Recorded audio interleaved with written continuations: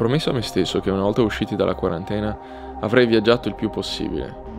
Eppure, ogni volta che ho del tempo libero, viaggiare è l'ultima cosa a cui penso.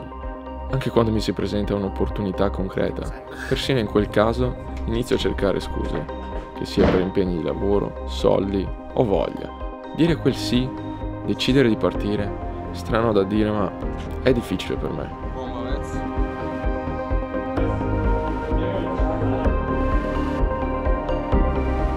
Credo sia semplicemente perché ho paura. Ho paura di abbandonare la mia routine, ho paura delle cose che non conosco. Però so che devo dire di sì.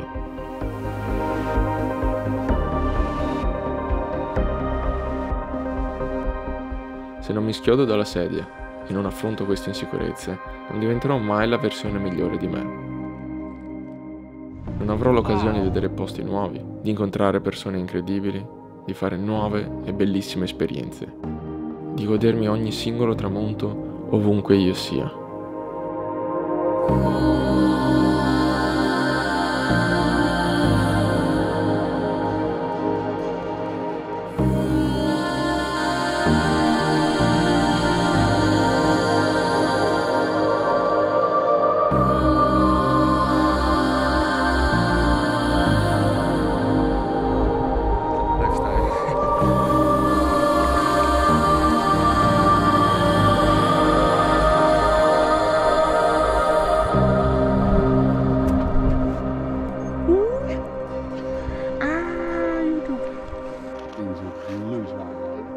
Tutto questo per dire cosa? Dite di sì. Non a tutto, ovviamente. Ma se sentite che una cosa possa piacervi anche all'1%, datele una possibilità e portate a casa un'esperienza in più, un'amicizia in più. Yeah, we're bad. Speak for yourself, man! El fuego! Puto! Questa secondo me è una cosa che non vedi mai nei video tipo di quelli che fanno travel.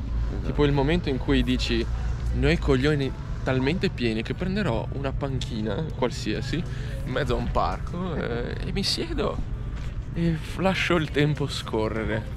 Sì, ma guarda che tutti fanno così, solo che non mettono nel video dopo.